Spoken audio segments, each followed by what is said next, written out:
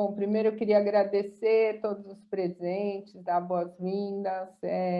Para mim é uma grande alegria estar aqui, ver tanta gente que eu tenho conhecido, né, que eu não conheço pessoalmente, mas tenho conhecido, né, virtualmente, e com quem a gente tem feito parceria, tanta gente que a gente quer conhecer, que a gente sabe que tem nos acompanhado, mas que a gente ainda não teve oportunidade de conversar. Eu vou reconhecendo os nomes aí por ter visto em outros eventos.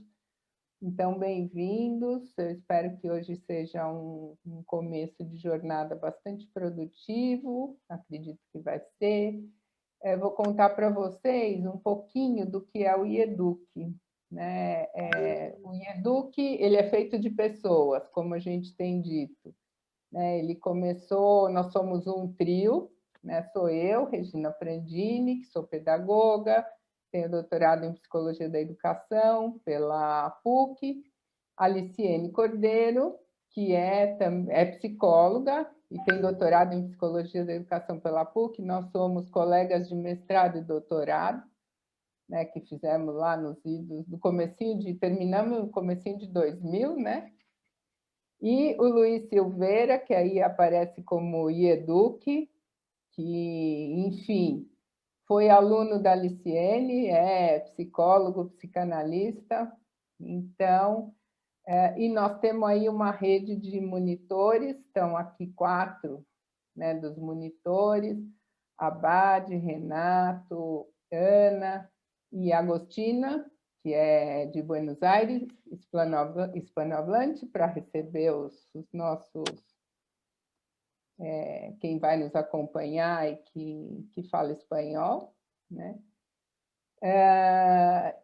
Bom, então a gente começou na pandemia a ver as necessidades que estavam surgindo da emergência mesmo. Todo mundo, os professores principalmente, tiveram que mergulhar numa outra realidade, enfrentaram muitas dificuldades, e a gente começou a pensar em produzir conteúdo para auxiliar nesse primeiro momento de enfrentamento da pandemia, principalmente pensando nos professores e nos psicólogos que trabalham com educação e que estão envolvidos com isso.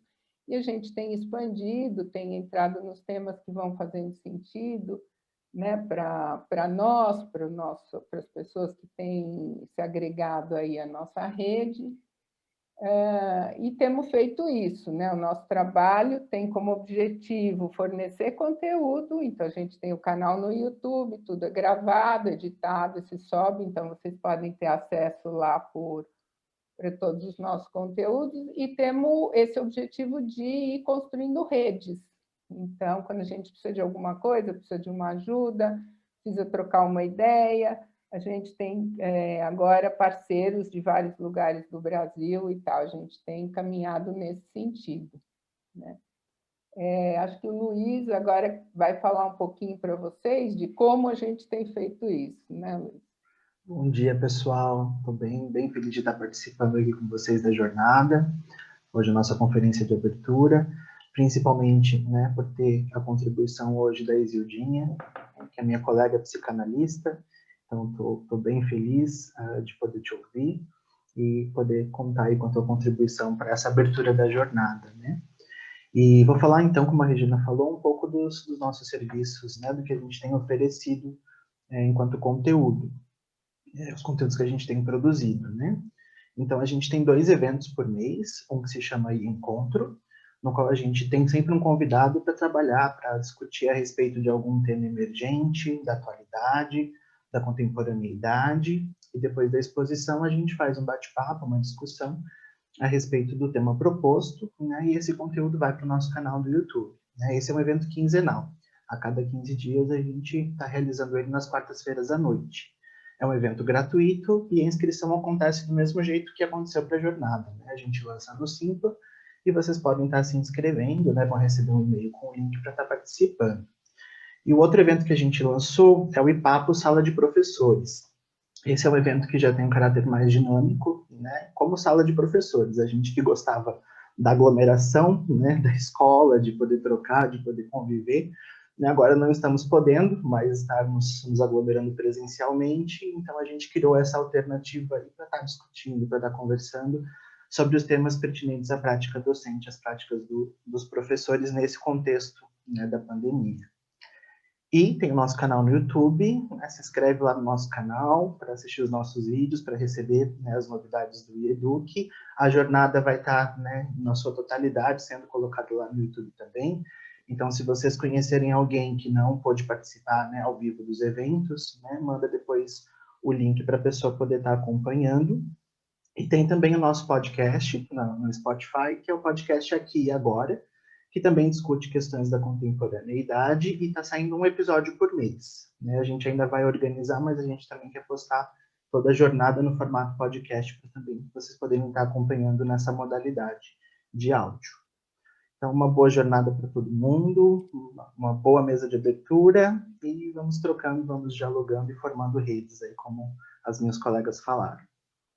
Então, as pessoas, acho que algumas, né, já me conhecem, eu sou a Aliciene, eu trabalho como professora no mestrado em Educação da Univille, conheço a Regina há muitos anos, o Luiz também, e nós temos essa mesma meta, né, que é justamente olhar para a diversidade, compreender, né, que somos todos diferentes, né, mas, infelizmente, algumas diferenças, elas são marcadas por estigma, por preconceito, e conversando muito, nós acreditamos que nós podemos contribuir para mudar ações, sentimentos, formas de pensar em relação a essa diversidade, né? As diferentes formas de existir e, principalmente, as diferentes formas de conviver, né? Nós queremos realmente deixar uma contribuição, fazer essa rede, né?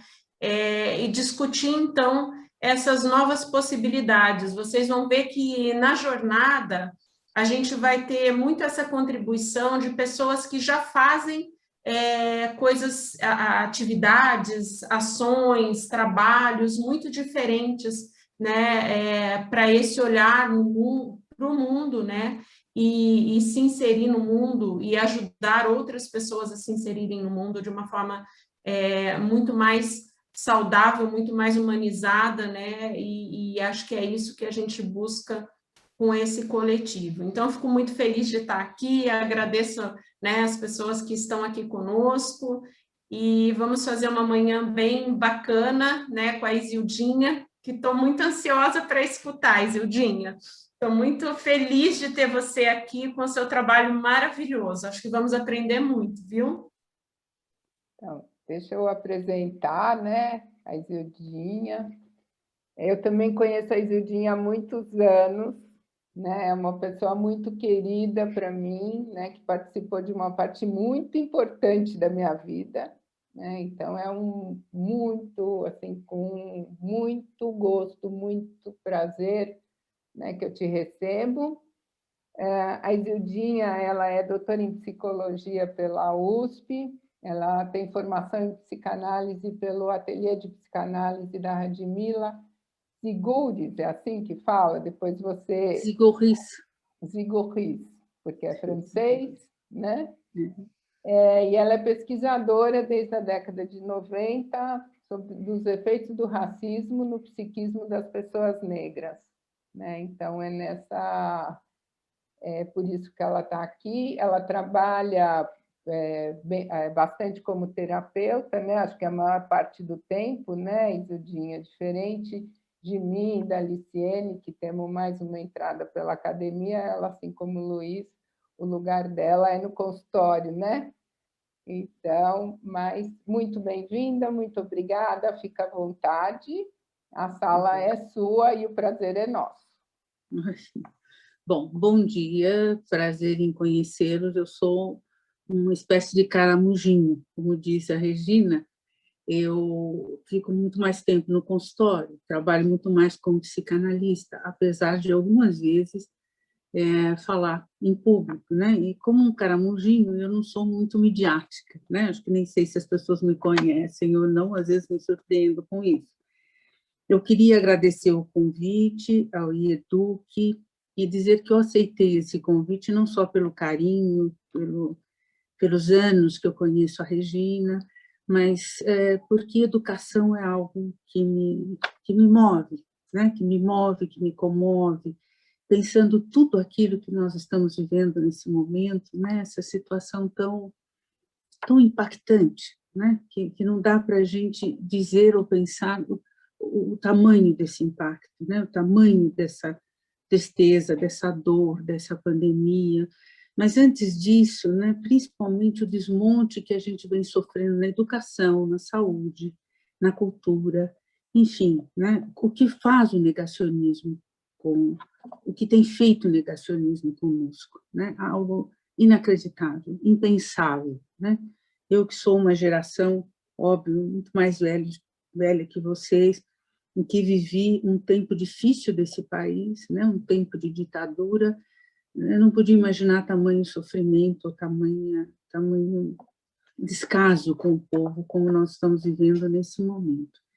O negacionismo é muito ruim, né? Nós vivemos num país em que o racismo sempre foi negado, né? O racismo nunca foi algo que a gente pudesse discutir. Durante muito tempo se dizia que no Brasil não havia racismo, né? Isso chama-se negacionismo. E o racismo, ao contrário de não existir, ele é estrutural no nosso país, ele é cultural, né? E tanto mal tem feito a todo o povo, né? A todo o povo de maneira geral, a brancos e negros. Às vezes a gente pensa que o racismo afeta só os negros. Não, afeta também os brancos, né? Assim é o racismo, assim tantas outras coisas da humanidade que a gente imagina, o machismo, né? O machismo nos atravessa a todos, homens e mulheres, né? Tudo aquilo que está na cultura está impregnado em nós, né? E eu acredito muito que a forma de vencermos isto é falarmos, como nós vamos falar aqui, como nós vamos pensar juntos aqui, né? Durante muito tempo, esse mito da democracia brasileira, né? Até porque Gilberto Freire, em Casa Grande Senzala, dizia de um país que convivia, que havia uma convivência muito amorosa, muito socializada entre brancos e negros, né? Num país em que, na verdade, os negros chegaram aqui como escravos, como animais, praticamente, né? A Lili Schwartz, que é uma historiadora maravilhosa, minha amiga pessoal, num livro dela, ela descreve, né, que, aliás, esse livro dela, ela se baseou nos documentos que tem na Biblioteca Nacional, como eram comprados escravos quando eles chegavam aqui. Eles eram vistos como animais, né? Passava-se óleo nos corpos para serem exibidos, né? Eles não eram nomeados como seres humanos, e sim como peças, né? Então, se referiam a essas pessoas como peças no mercado, né? Peças masculinas e peças femininas, e havia um documento de orientação como os escravagistas deveriam comprar essas peças, né? O peito tinha que ser desempenado, o baixo ventre tinha que ser assim, assado, né? Éramos mercadoria mesmo, né? Como mercadoria, como coisa, e não como pessoas. Óbvio que a cultura que começa assim não termina bem, né? Eu acho que vocês, professores, que trabalham com educação, que trabalham com crianças, né? Ou que atendem crianças nos seus consultórios, esse período, a infância é um período importante, né? É onde começa a nossa estruturação psíquica, né? E, obviamente, toda essa educação que nós recebemos e todas as informações que nós recebemos por parte da cultura vai fazer uma enorme diferença, né? Como será estruturada, como será a psique dessa pessoa, né? Que não é visto como uma pessoa, né? Como lidar com essa história. Bom, primeiro eu tenho aqui um texto meu que eu mesma escrevi, porque como eu sou muito prolixa, eu então escrevi um texto que eu vou ler para vocês, e aí depois eu espero que a gente possa discutir com calma, com tranquilidade, se alguém não entender alguma coisa que eu disse aqui, pode, né? Até porque como psicanalista eu estou muito envolvida com o jargão da psicanálise, que as pessoas na maioria conhecem, mas pode ter alguém que não tenha familiaridade, então podemos falar sobre isso, né? Racismo, quando o corpo é marca e causa de exclusão. Como enfrentar o racismo? Uma questão me ocorre.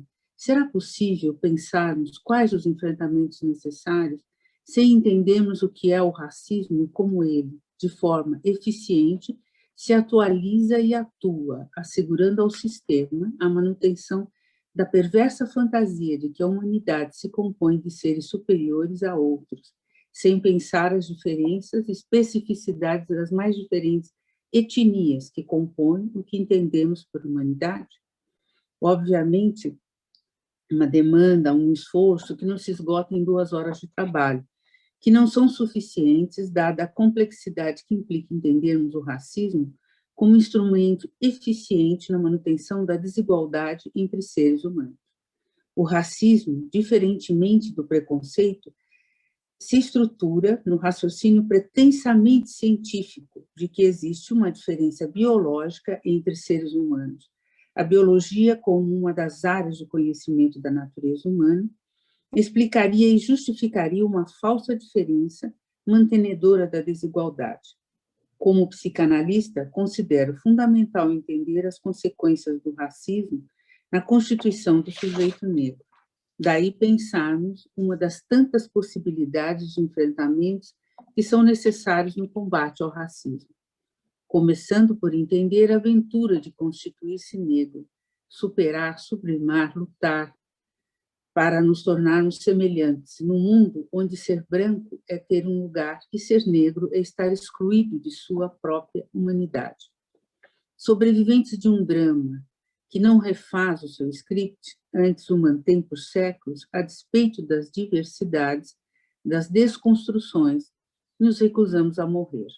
Lamentavelmente, quando não sucumbimos às estruturas de poder, somos mortos por ela, ou levados a tirar a própria vida. Drama que se repete há séculos, desde a escravidão, sem que nada efetivo seja feito para pôr um fim nessa tragédia que se atualiza a cada dia. Jovens negros são assassinados pelas estruturas de poder ou se suicidam por não suportarem a dor da exclusão. A despeito de todas as dificuldades de acesso para a construção de um discurso que possa falar de nós, negros, de forma inteligível à psicanálise e a outras áreas do conhecimento, que ultrapasse a esfera da democracia liberal, que nos prometeu uma igualdade de deveres enquanto cidadãos, cumpridores de seus deveres, pagar impostos, votar, etc. Mas jamais um semelhante, como seres humanos com direito a um lugar. Uma liberdade, como nos diz Mbembe, que é um historiador negro, que não nos permite compartilhar direitos, prazeres, trabalho, nem as dores, muito menos a morte.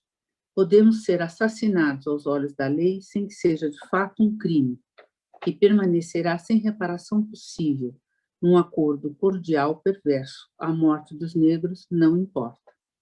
Em seu livro, Mbembe cita Alexis Tocqueville, que nos diz que o preconceito racial parece aumentar à proporção que os negros deixam de ser escravos e a desigualdade se crava nos costumes, à medida que se apaga nas leis.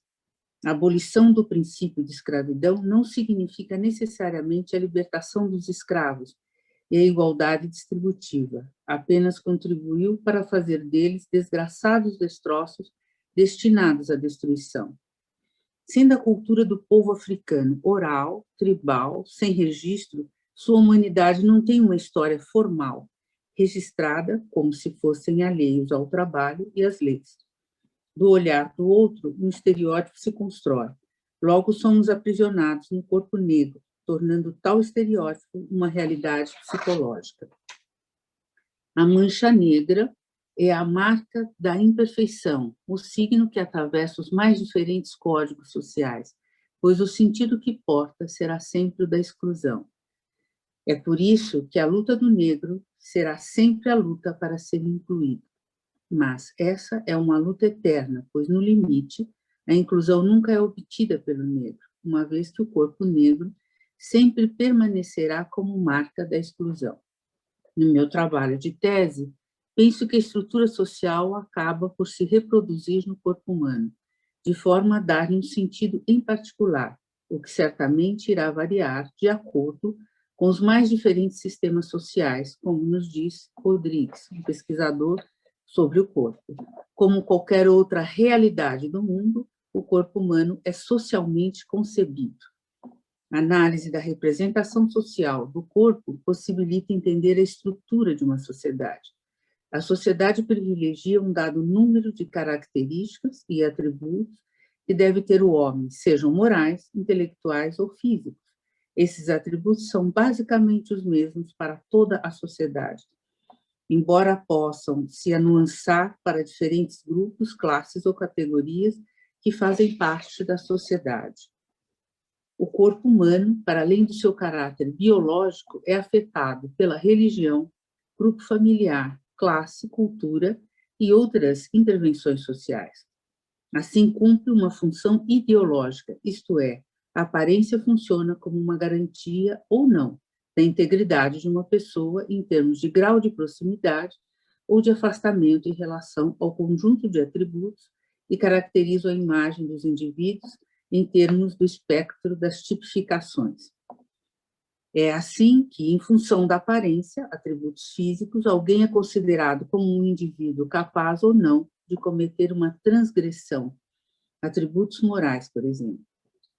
Isto significa que o corpo está investido de crenças e sentimentos que estão na origem da vida social, mas que, ao mesmo tempo, não estão submetidos ao corpo.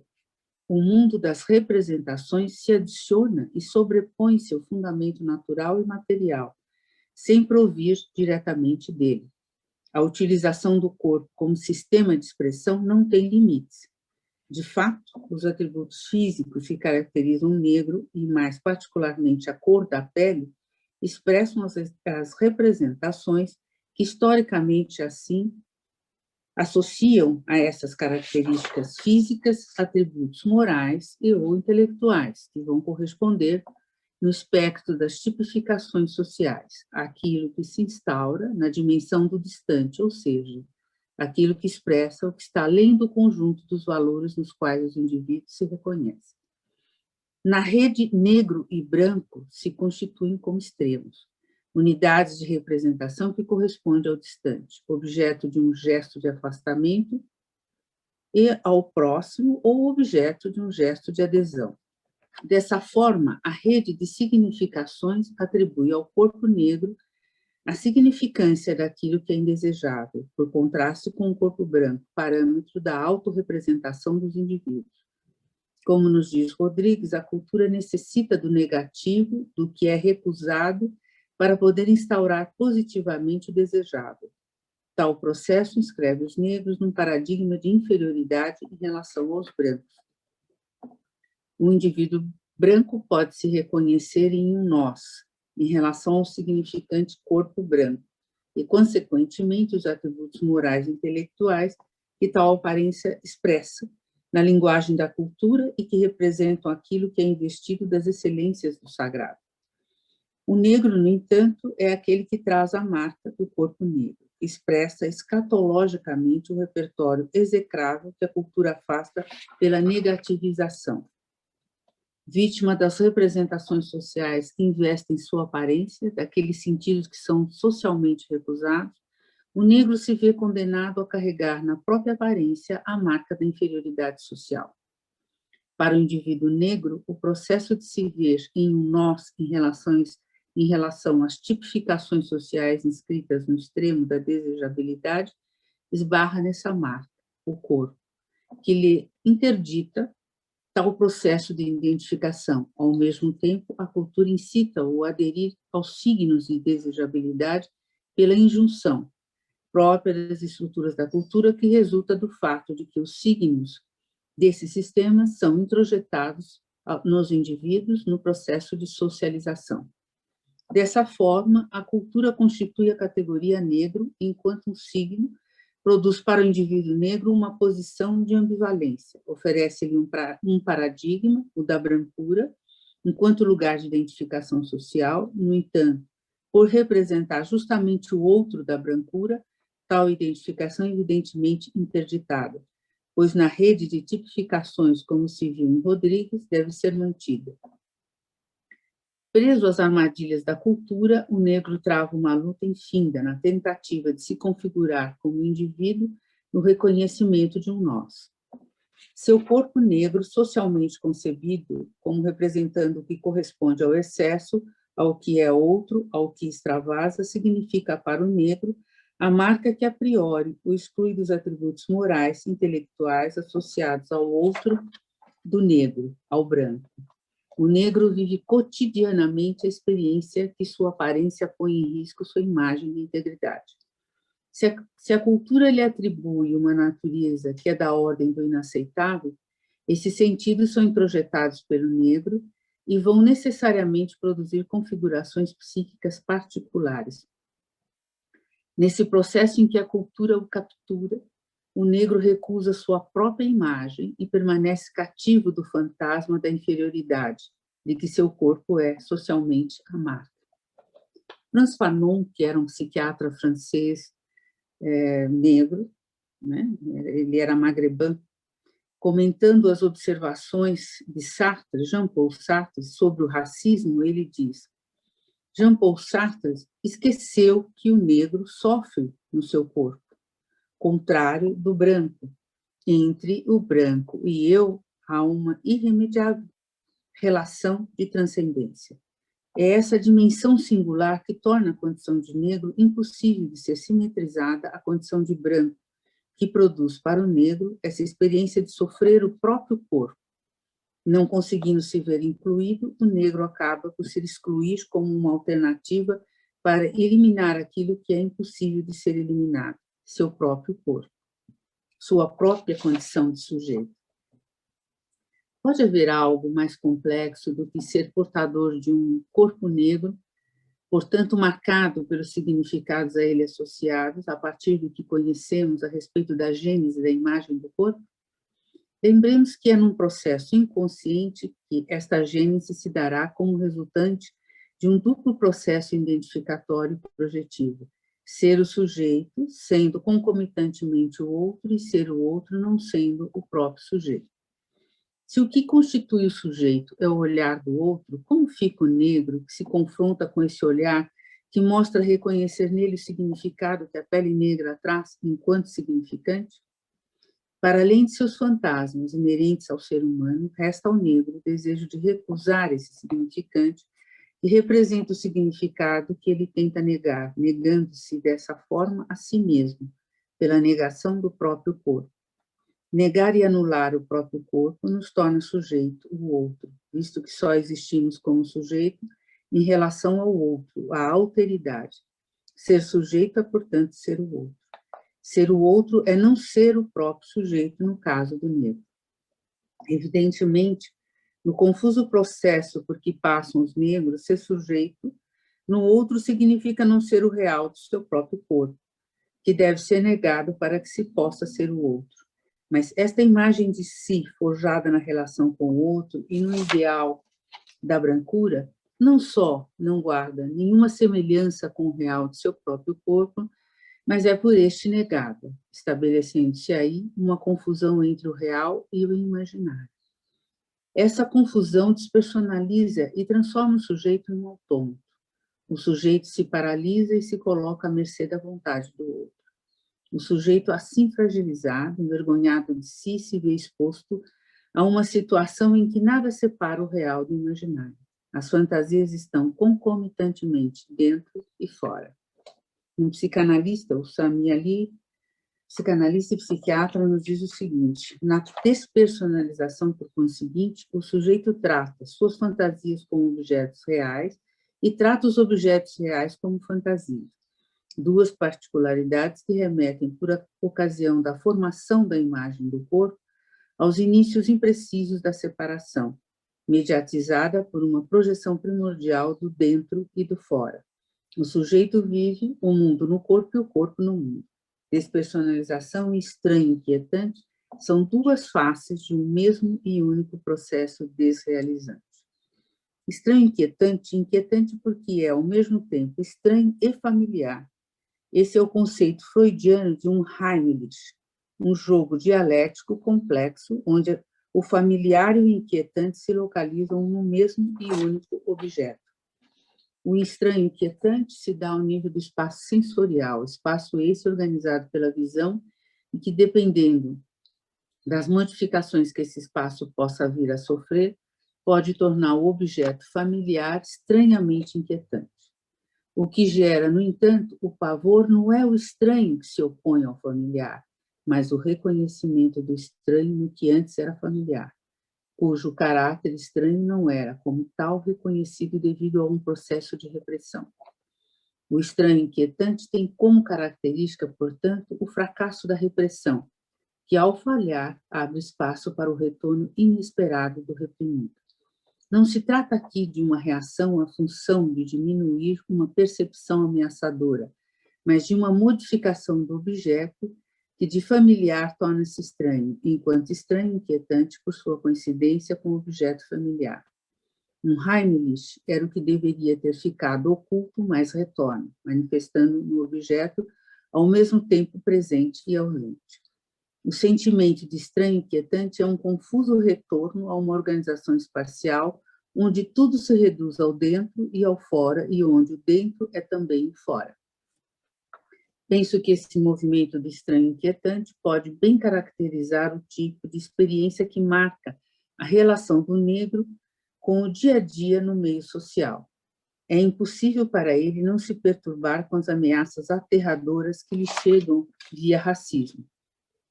O racismo, contrariamente ao preconceito, é a expressão da violência, é um ato, não uma interdição que se coloca a priori como forma de proteger, seja lá o que for. Dentro desse universo de terror, mesmo que o negro acredite conscientemente que tais ameaças racistas não se cumprirão, o pavor não desaparece, porque ele traz no corpo o significado que incita e justifica para o outro a violência racista. É justamente porque o racismo não se formula explicitamente, mas antes sobrevive num devir interminável, enquanto uma possibilidade virtual, que o terror de possíveis ataques de qualquer natureza, desde física a psíquica, por parte dos brancos, cria para o negro uma angústia que se fixa na realidade exterior e se impõe inexoravelmente. Ainda que lançando mão de um arsenal lógico, o negro possa considerar tais ameaças racistas que parecem grotescas, absurdas, totalmente incabíveis legalmente, já que criminosas em termos de direitos civis, é mais forte que ele. O negro acaba sempre por sucumbir a todo um processo inconsciente que, alheio à sua vontade, entrará em ação. Essa confusão despersonaliza, transforma o sujeito num autômato. O sujeito se paralisa e coloca à mercê da vontade, do outro. O sujeito assim fragilizado, envergonhado de si, se vê exposto a uma situação em que nada separa o real do imaginário. As fantasias estão concomitantemente dentro e fora. Foram 320 anos de escravidão.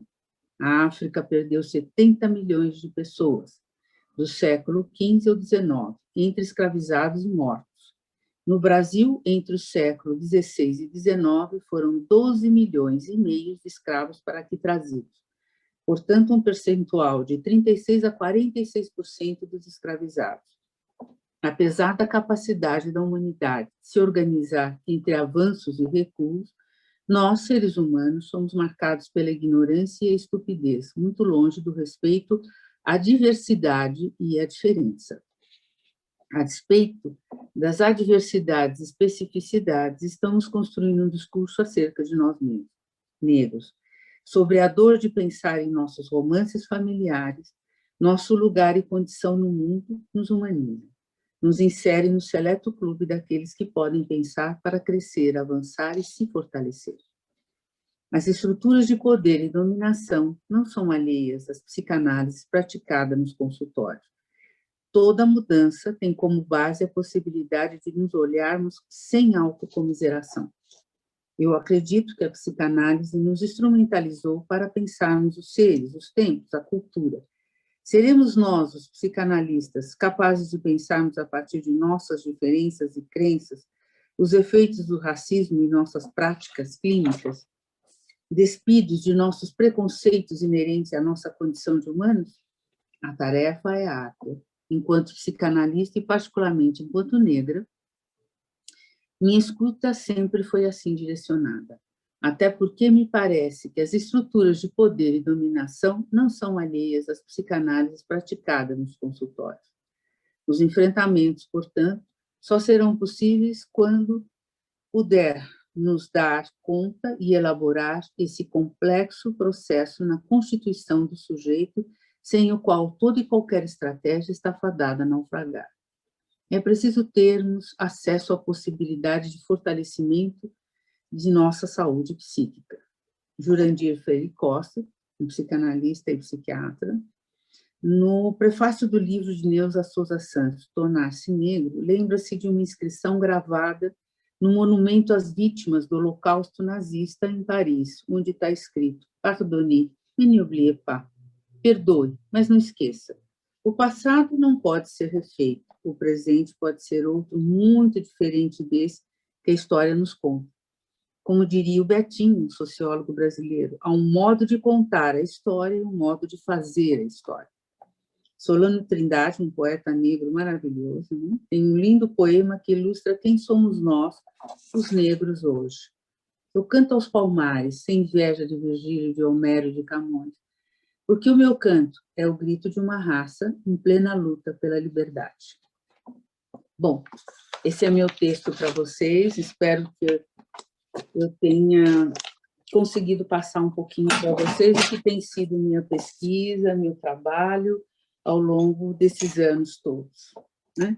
Estou aqui aberta para conversarmos todos e pensarmos essa questão, principalmente junto a vocês, professores, que trabalham com crianças, né? Uma parte importante da nossa vida, no qual nossa psique, nossa estrutura, nossa personalidade seguirá em formação. Muito obrigado por me ouvir, pela paciência de me ouvir. Oi, Cidinha. Muito obrigada. Eu achei muito bom, à medida que você foi falando, eu fui pensando algumas coisas, né, e lembrando de algumas coisas que a gente já leu, ou enfim. Né? Te confesso que do que você falou, tem várias coisas que eu não sei se eu entendo bem, né? Da linguagem, né? Mais da psicanálise, mas alguma coisa eu tenho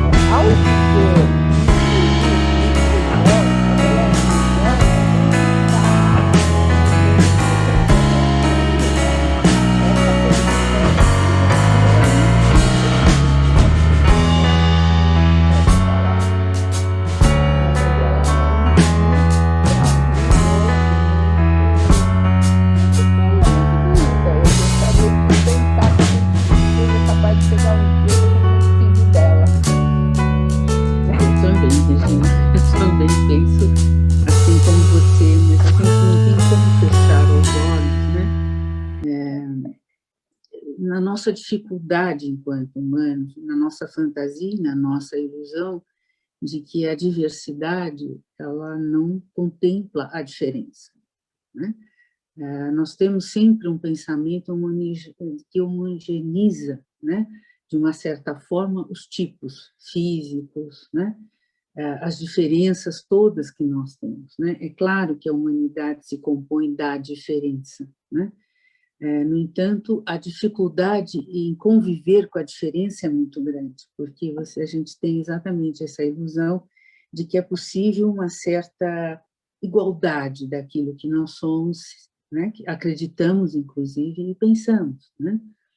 E cada vez mais, num momento como esse que nós vivemos, né, da nossa história e da história da humanidade, eu diria, né, em que a gente precisa pensar na coisa da inclusão, precisa, infelizmente, também não gosto dessa palavra, eu gostaria de ser pensada como um ser humano, mas já houve um tempo em que as pessoas pensavam que os negros eram simplesmente peças, objetos, né?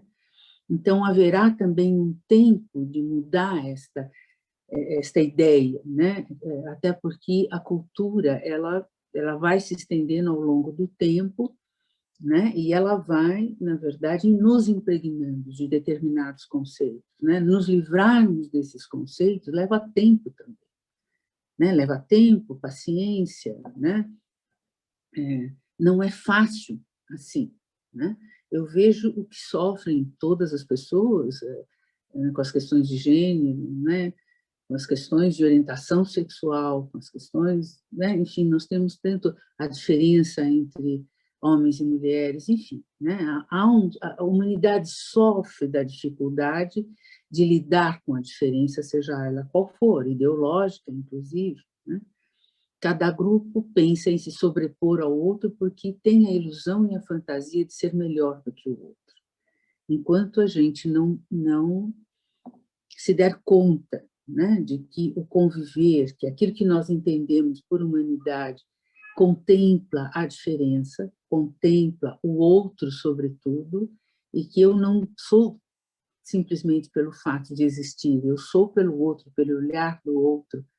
Ninguém é sujeito sozinho, nós existimos sujeito no olhar do outro. Para que eu esteja aqui falando como psicanalista, vocês me reconhecem como?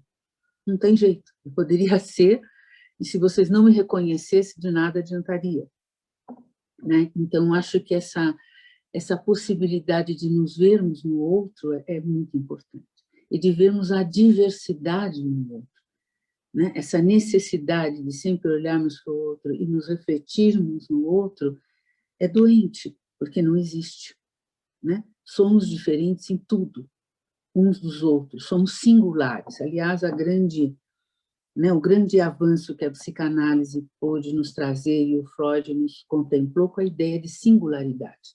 Nós somos seres singulares, não somos seres iguais. Sejamos brancos, negros, índios, amarelos ou cor-de-rosa, somos todos singulares, não existe uma pessoa igual à outra, né? Existem pessoas cuja aquilo que nos iguala é no senso de humanidade, somos humanos todos, né? Independente das nossas diferenças ou das nossas crenças, sejam elas religiosas ou ideológicas, né? Mas enquanto não chegou esse tempo, precisamos pensar em nos incluirmos, nós todos, brancos e negros, de toda ordem, porque a inclusão ela contempla o pensamento de que há uma exclusão. Exclusão de quem? Exclusão como? Eu penso que todos somos excluídos de tudo, brancos e negros, né? E gente de toda ordem, pessoas. Nós estamos excluídos de nós mesmos, excluídos da nossa natureza, né? E a inclusão tem que ser pensada não nas suas especificidades ou particularidades, claro que com mais atenção, porque há uma fantasia de um movimento homogêneo da humanidade, como se isso existisse. Isso é fantasioso, isso não existe, isso não está posto, né? Então, eu posso me excluir o outro, e eu preciso entender que isso não faz a humanidade, né? E, ao mesmo tempo, faz essa característica que a gente tem que desconstruir, né? De que a diferença não nos inclui, né? Não, é exatamente a diferença que nos inclui e nos dá a ideia de pertencimento, né? Não é a ideia de igualdade. A ideia de igualdade, às vezes, nesse sentido, né? Ela fanatiza, ela é perigosa, né? Ela não é libertadora, né? Ela simplesmente é aterradora. Nós estamos vivendo isso de uma certa forma no Brasil desse momento, né? Essa ideia fanática, né, de que não podemos conviver com a diferença ideológica, política, de toda a ordem. Ela exclui, ela mata, ela cancela. É horrível, é horrível.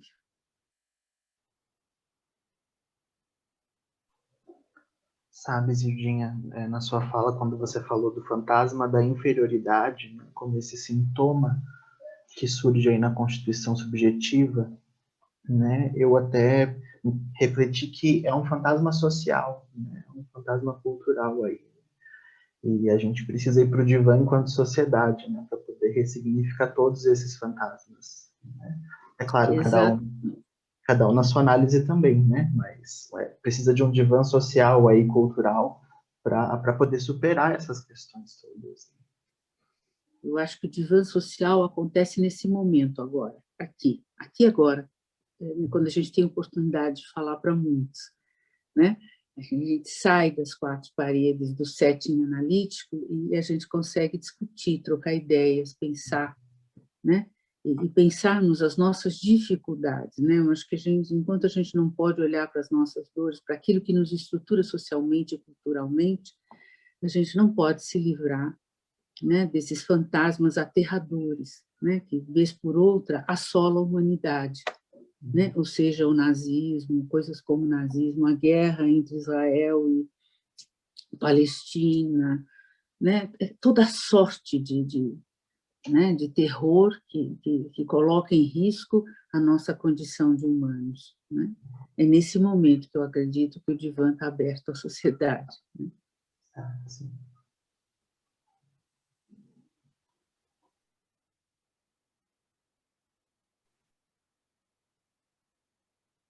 Isildinha, também tem a Paula que quer contribuir. Isso, Paula, quer fazer uma pergunta também, né? Se alguém mais quiser fazer ali também no chat ou se colocar, lógico, sempre de uma forma mais concisa, né? Mas eu tenho uma aluna que está fazendo uma pesquisa, nós ainda estamos coletando dados, e a tua fala é de um lugar bastante dolorido para as crianças, porque nós estamos realizando uma pesquisa com crianças negras e com deficiência.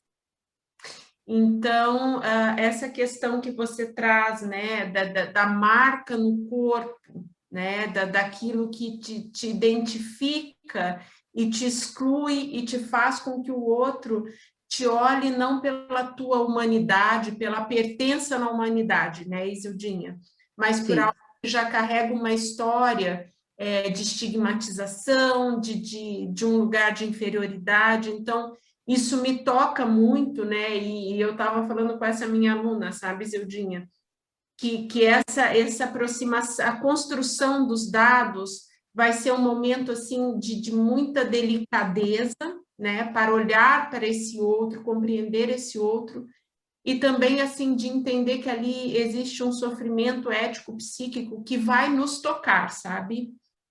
Porque são crianças, porque são pessoas com deficiência, porque são pessoas negras, e a nossa sociedade tem uma leitura, né, muito devastadora com essas crianças.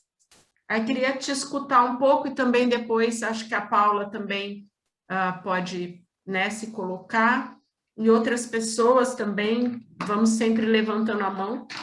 Obrigada, Isildinha, tua fala maravilhosa, amei.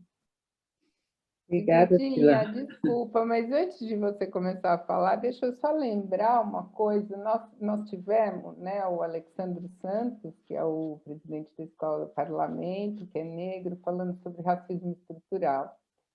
E que é uma coisa, né, que ele ajudou a gente a entender melhor o que é isso, né, essa diferença que você colocou de racismo e preconceito, né, esse racismo estrutural que nos constitui, né, e ele terminou ali a fala dele falando assim, a gente conversou um pouco essa coisa da inclusão também, ele terminou a fala dele falando assim, e aonde estão as crianças negras com deficiência? Né? Então, você me falou agora, eu falei, nossa, né? Porque não estão em lugar nenhum, não estão na escola, não tão, a gente não vê. Isso e a gente falou disso exatamente, é o extremo da exclusão. Desculpe, Gildinha. Que bom você falar disso também, né? Bom, eu acho, né, assim, quando você fala disso, né, e você fala, Luciane, da dor que essas crianças suportam, né? Digamos que uma pessoa que tem uma deficiência física, ela tem duas marcas no corpo dela. Ela traz a negritude, né? A cor negra, e a diferença física em relação àquilo que é considerado saudável, né? É óbvio que a sociedade não aceita, né? A sociedade realmente exclui essas crianças, né?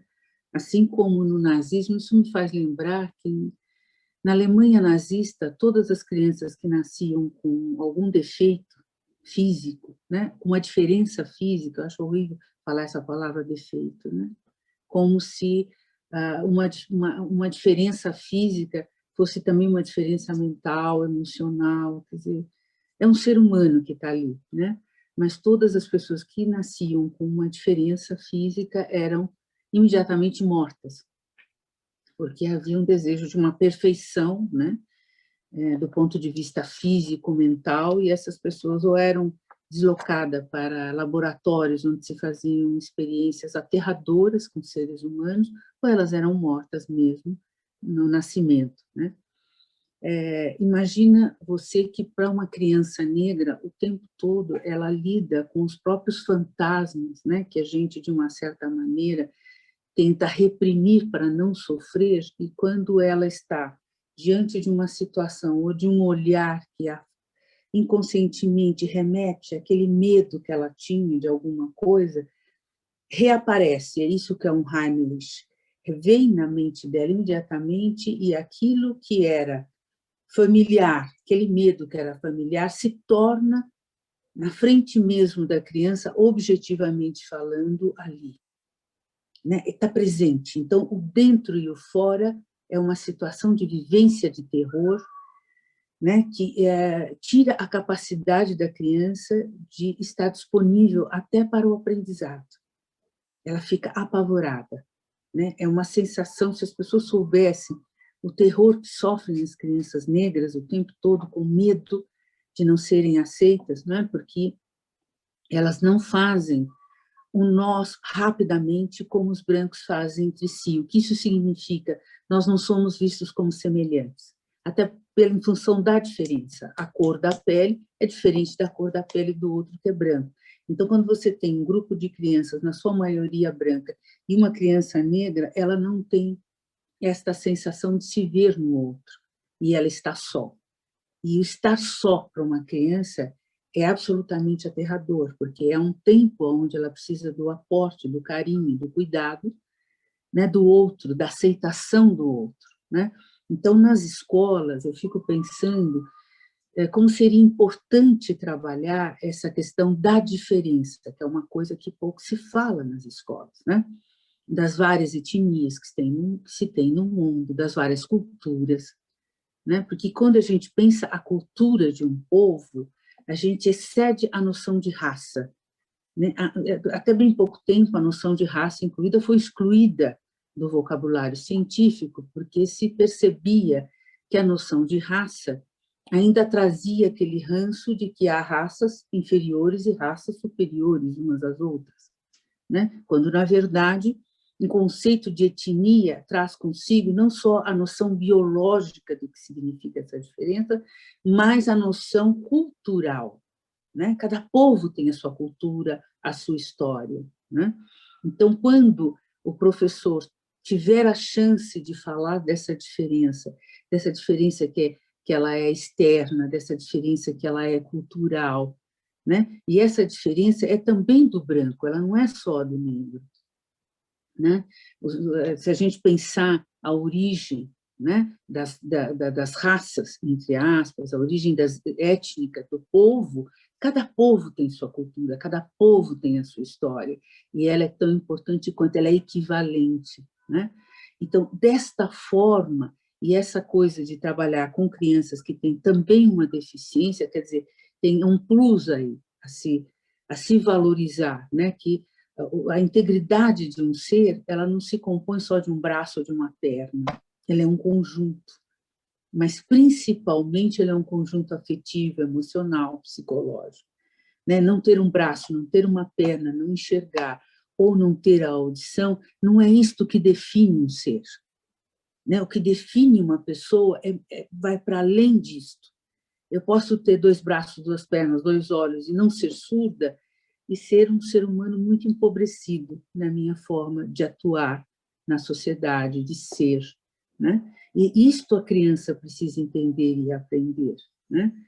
Que às vezes isso me faz lembrar, né, que várias pessoas, inclusive com problemas físicos muito acentuados, foram grandes cientistas, como aquele, me falha agora a memória, a gente vai ficando velha, a memória não vem com tanta facilidade, mas daquele inglês, aquele físico inglês que ocupava a cadeira do Newton na Academia de Ciência Londrina, ele teve uma doença degenerativa, né, que ele não mexia nem os olhos, por último, não mexia os olhos, só a mente dele, uma mente brilhante, funcionava, né?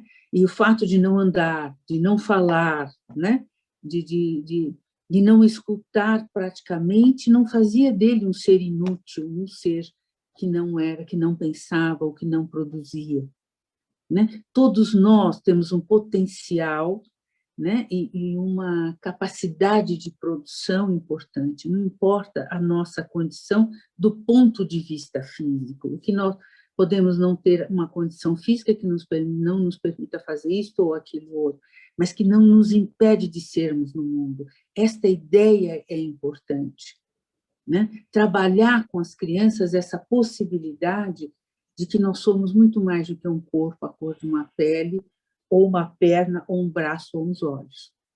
Até porque a gente pode ter tudo isso e, de repente, não ter a menor importância, sermos uma tragédia do ponto de vista humano, né? Eu não sei se eu respondi a sua questão.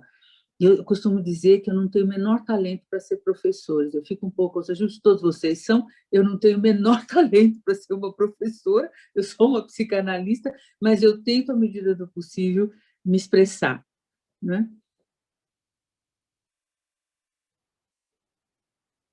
Maravilhosa, obrigada, Isildinha. E eu acho que é isso mesmo, a gente está aqui para pensar juntos, e você me provocou muitas reflexões, não só a mim, porque o pessoal também já está se manifestando ali no site. Muito bom, muito bom. Obrigada. Obrigada a você.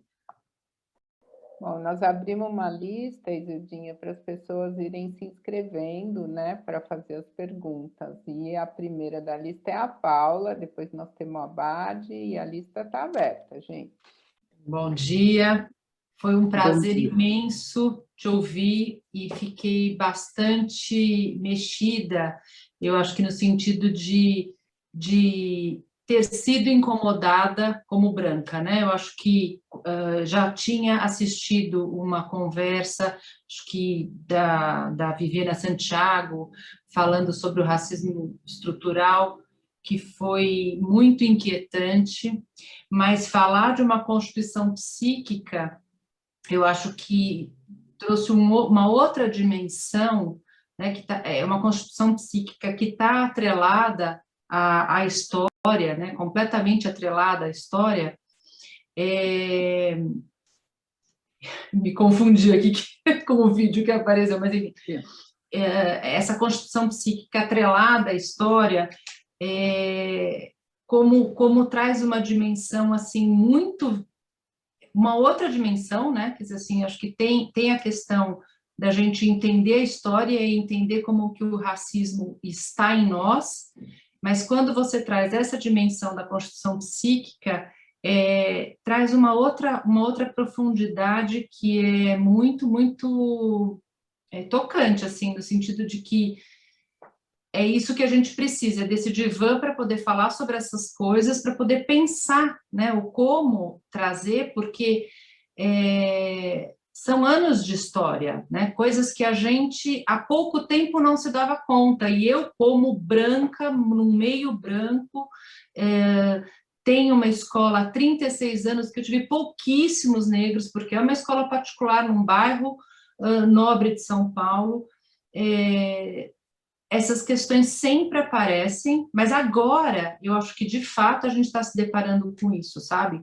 Quer dizer, as questões apareciam, mas essa ideia do negacionismo, né, de que, bom, não somos racistas, está tudo certo, ela era realmente uma ideia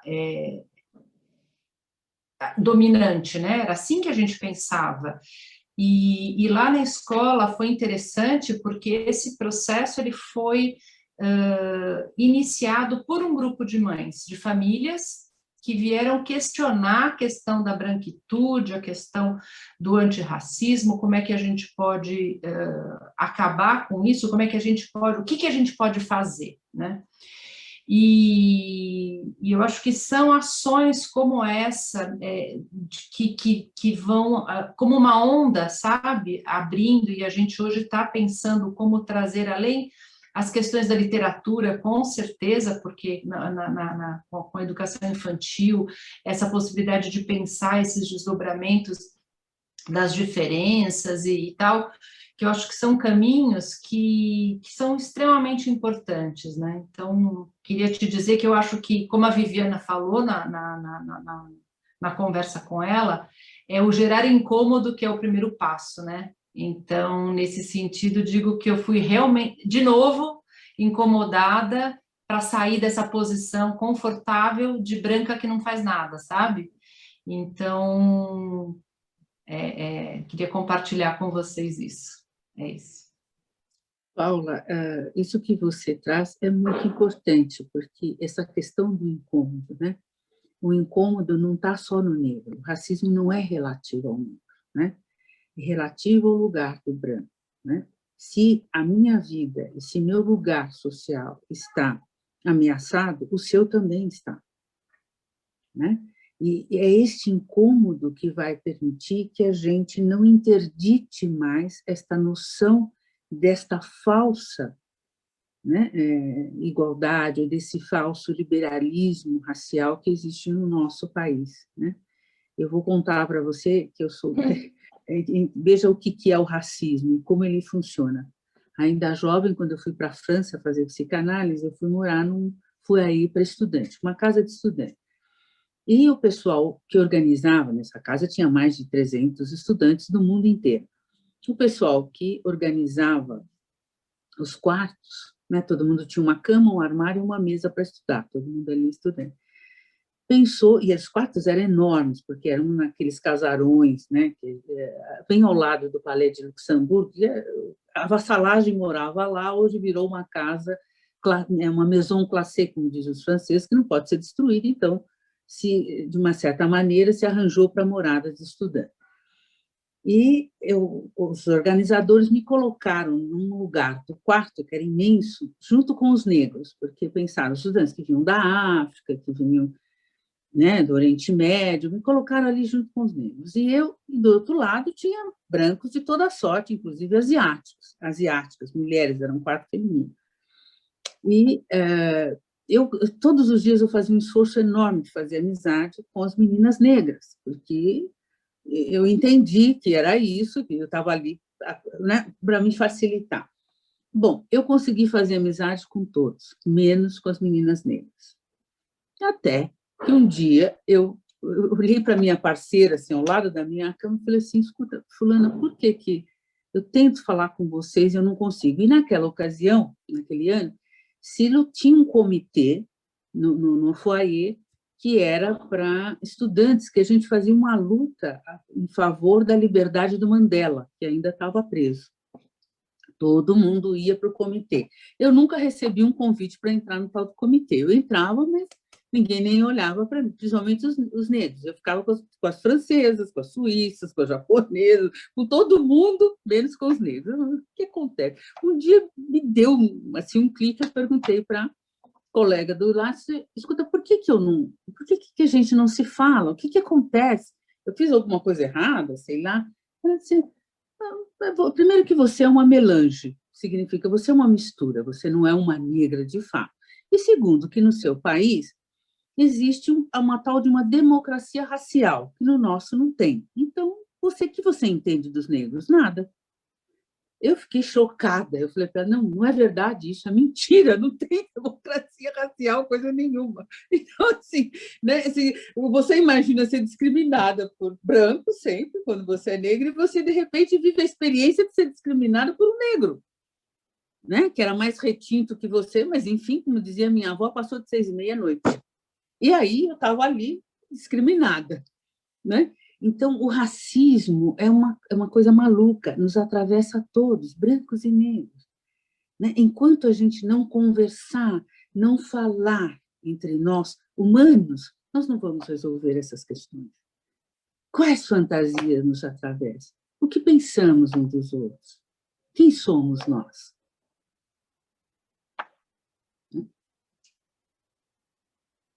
Penso que só falando mesmo a gente pode descobrir. É isso que Não sei se respondi a sua questão, mas, enfim.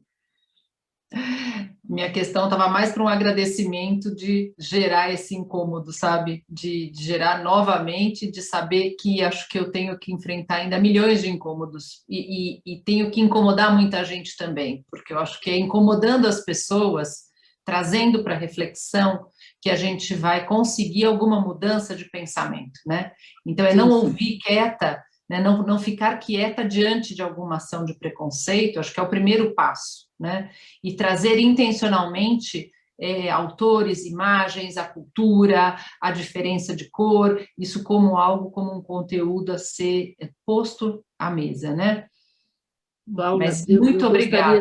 Imagina, eu só gostaria de traçar uma diferença para você, que é, a gente não deve ser conivente com racismo. Preconceito é uma coisa natural ao ser humano.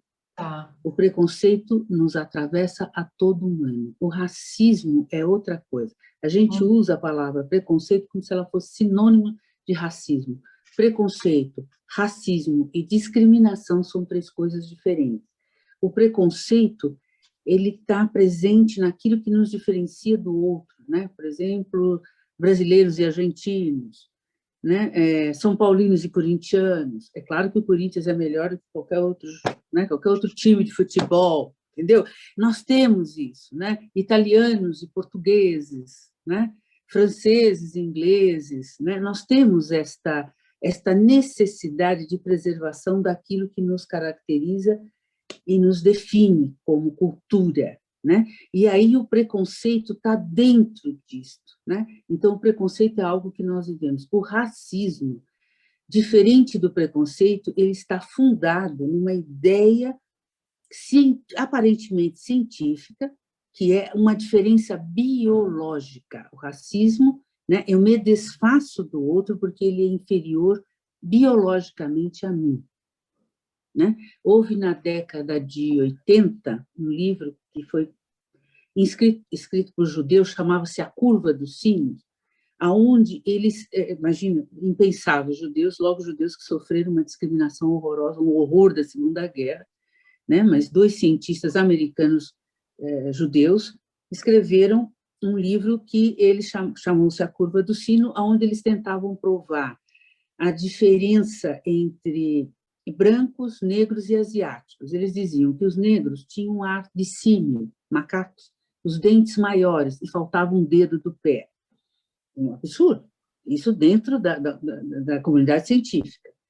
Os chineses tinham olhos tão pequenos que não conseguiam enxergar o mundo, né? Tentavam na diferença física. Então, tudo que nós fizemos, e os negros não têm sensibilidade à dor, né? Essa ideia de que a gente não tem sensibilidade à dor, ela existe até hoje. Historicamente, as mulheres negras no SUS não podiam tomar anestesia no parto porque elas não sentiam dor, né? E essa ideia vem de um cientista chamado Louis Conti, em 1780, alguma coisa, que veio para a corte francesa e que dizia que os negros podiam ser surrados nos troncos porque eles eram indiferentes à dor. Eles não tinham dor, então eles podiam ser cortados, surrados, né? amputados a sangue frio, que tudo bem. E isso prevaleceu. Então, assim, o racismo é aquilo que me faz pensar, porque como eu sou superior ao outro, eu posso privar o outro de várias coisas, agredir, excluir, né? Porque há em mim uma diferença que passa pelo biológico, né? Eu posso discriminar, por exemplo. Quando eu vou discriminar, a discriminação tem a ver com segregação. Bairro chinês, bairro negro, né? Aqui no meu bairro, eu moro nas Perdizes, por exemplo, aqui quase não tem negros, e não vem negros, né? Eu moro aqui há mais de 30 anos, era difícil ver um negro na rua, a não ser pedintes e olhe lá, né? Então, essa segregação, né? Isto é discriminação. Não sei se você se lembra, que você é de São Paulo, a Regina também deve se lembrar desse fato, quando fez a construção do shopping Higienópolis, pensou-se em fazer uma estação do metrô próximo do shopping, ali em Higienópolis, que é um bairro judaico, branco, de classe média alta. Uma pessoa disse, não, nós não queremos aqui o shopping, porque essa gente diferenciada pode chegar até nós via metrô, né? Isto é um processo, isso é discriminação. Essa gente diferenciada significavam pretos, pobres, né? Que eram diferentes dos brancos que conviviam indígenas naquele bairro. Então, não se fez a estação de metrô numa praça muito próxima do shopping, porque senão essa gente diferenciada, isso é discriminação, deixa essa gente diferenciada na Zona Leste, nos confins da Zona Sul, mas não os traga para nós. Isto é discriminação. Eu não sei se eu consegui passar para você a diferença desses três termos. Discriminação, racismo e preconceito são coisas completamente diferentes, não são sinônimos. As pessoas usam como se fossem palavras sinônimas. Nossa, desculpa perfeito. Desculpa ter me alongado. Ótimo. Desculpa, Para mim, Regina, ótimo, porque eu ter acho me que... alongado. Mas eu estou aqui disponível para responder as questões no tempo que vocês quiserem. Não tenho horário marcado para nada. Hoje deixei para isso. Tá bom? Muito obrigada. Eu achei Obrigada muito a você. importante isso que você falou, Isildinha, né? Que a Paula desencadeou, porque eu acho que a gente não tem clareza mesmo do que significa racismo, menos do que significa racismo estrutural, né? Eu, quando comecei a ter clareza do que isso significava, comecei a dizer que eu sou uma racista em desconstrução, porque o racismo está fora, nos impregna, entra pelos poros, pela linguagem, pelos hábitos, e a gente não se dá conta, a não ser Sim. falando e apontando mesmo, né? E dizendo, olha, isso aqui, você estava falando essa gente, isso é uma expressão que a gente usa, muita gente fala, não, mas né, essas pessoas não têm nível, a gente não sei o quê, e você escuta isso, e isso aí está... Né? Da onde vem isso? Da onde vem isso, né? Da nossa cultura, né? Dessa cultura, da nossa cultura, né? Quer dizer, a gente nem se dá conta. A questão, quando você não se dá conta, isso é que é pior, é isso mesmo, é essa que é a grande questão. Eu já falei com várias pessoas, mas eu não sou racista, né? Eu não sou racista. Ou pior, né? Fala em racismo reverso. Exatamente sim. Por não compreender o que significa, né, o racismo estrutural. Eu queria ter trazido para vocês, mas achei que eu ia fazer muita confusão, que sou meio atrapalhada, um pequeno filminho de propaganda, que aparece assim, várias pessoas sentadas numa mesa e estão vendo um filme que aparece uma pessoa branca cuidando de um jardim, um jovem negro correndo, uma jovem branca pichando um muro, quer dizer, pichando um muro, e um jovem negro saindo correndo. E o pesquisador pergunta, quem são essas pessoas? Como que vocês a veem? Né? A pessoa branca cuidando do jardim, ela é uma paisagista, etc. e tal. A menina branca que tá fazendo uma pichação no muro, ela é uma grafiteira, ela está fazendo arte, é um grafite.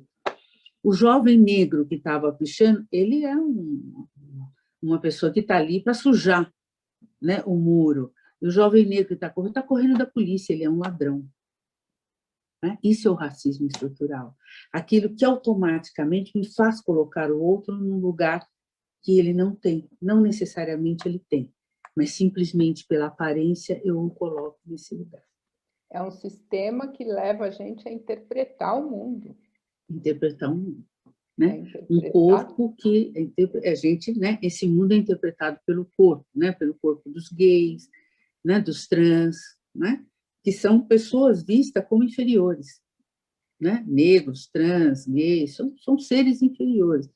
Não somos inferiores, somos seres humanos na nossa diferença, né?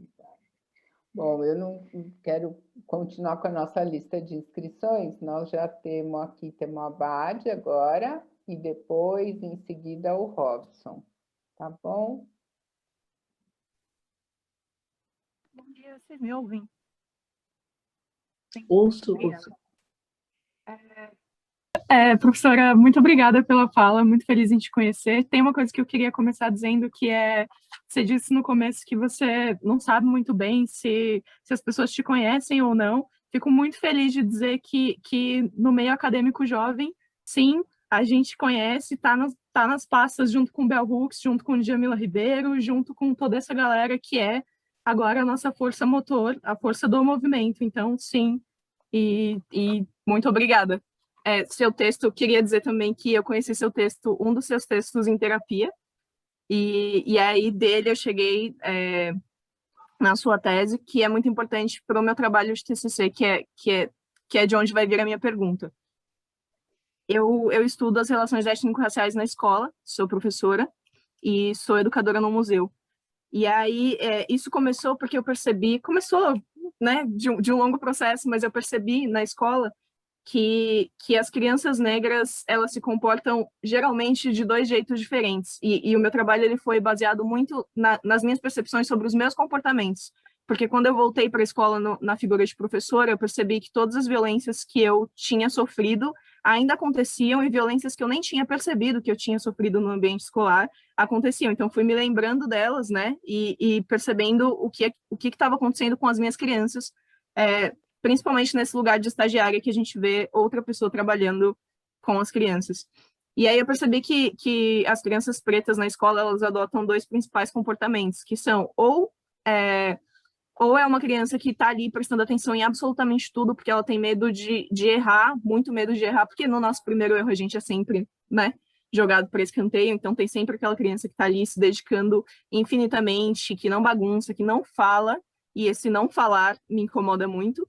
E aí a gente tem aquela criança lá no fundão, que é a criança da bagunça, que é a criança de quem a professora já desistiu, que é a criança que daqui uns anos é a repetente, é a criança que não foi alfabetizada no momento correto, enfim, momento correto entre muitas aspas, né, mas que já deveria ter sido alfabetizada.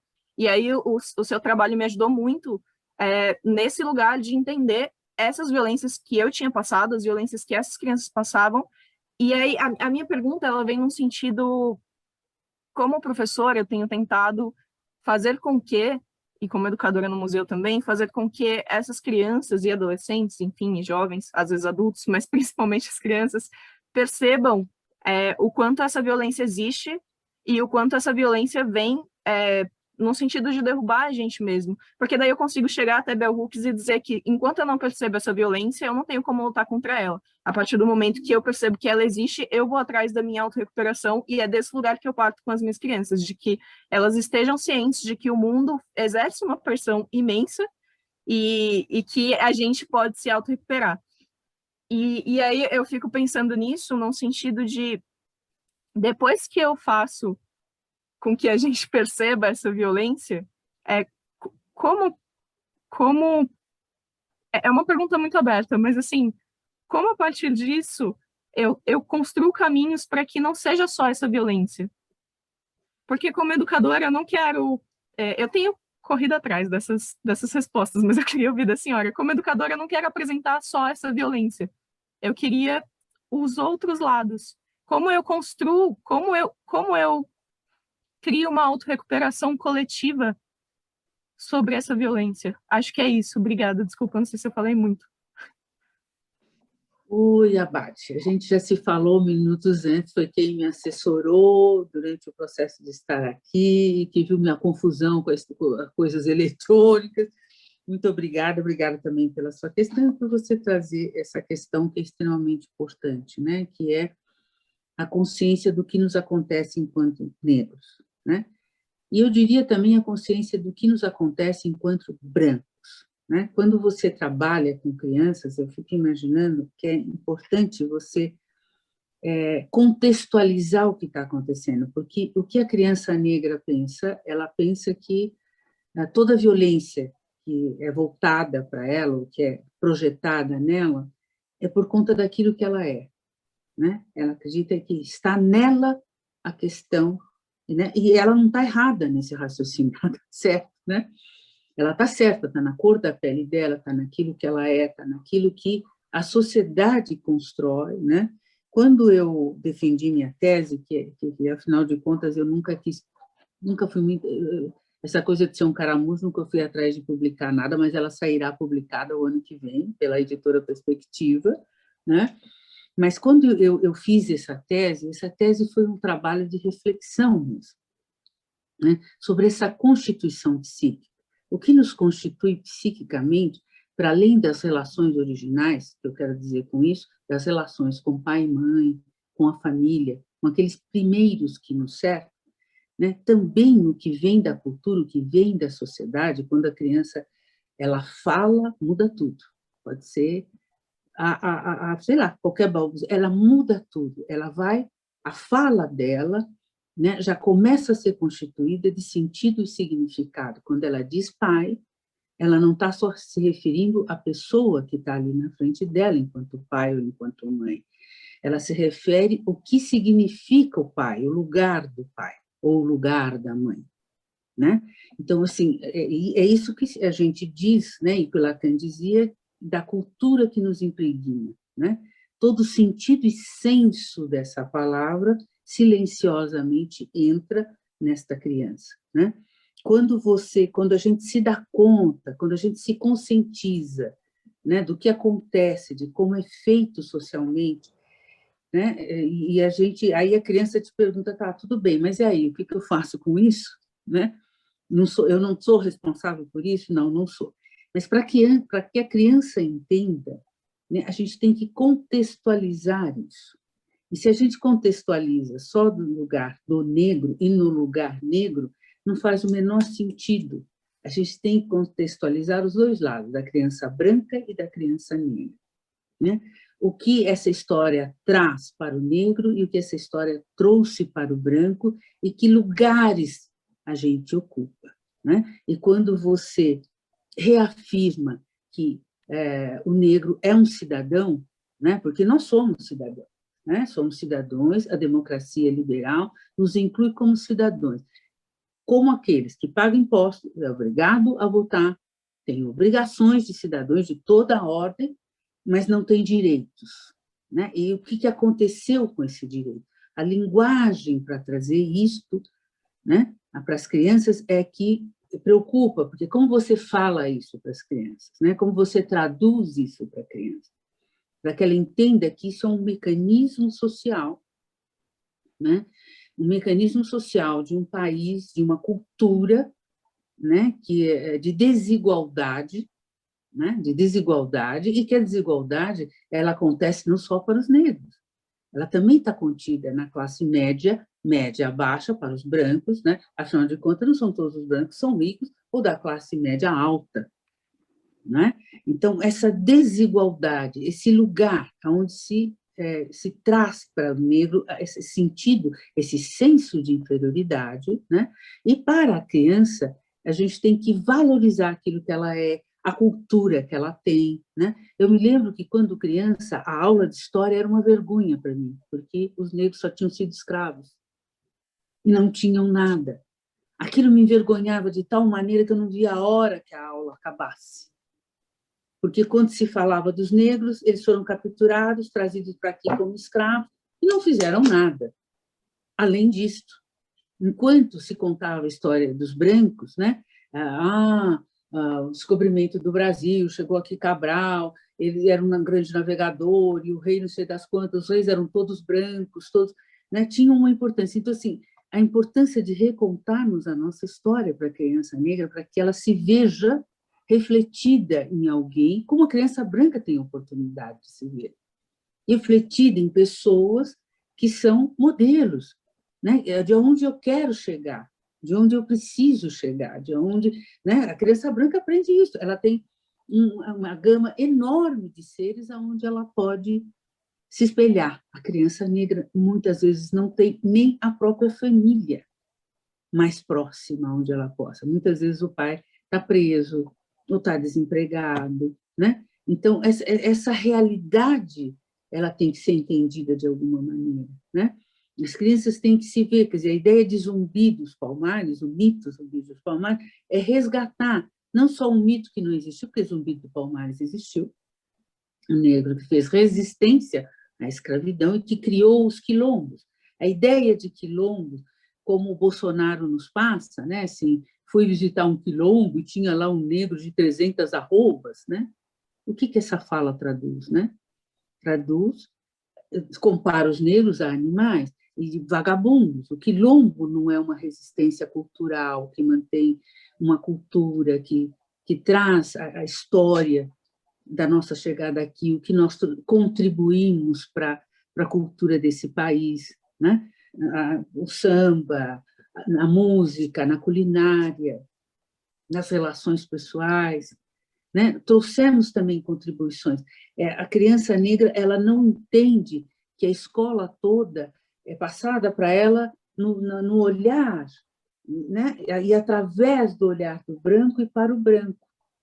Não tem nada com o qual ela se identifica. Então, eu penso que a escola tem que repensar isso, né? Porque senão a criança não tem uma referência. Além dela entender que não tem sentido, né?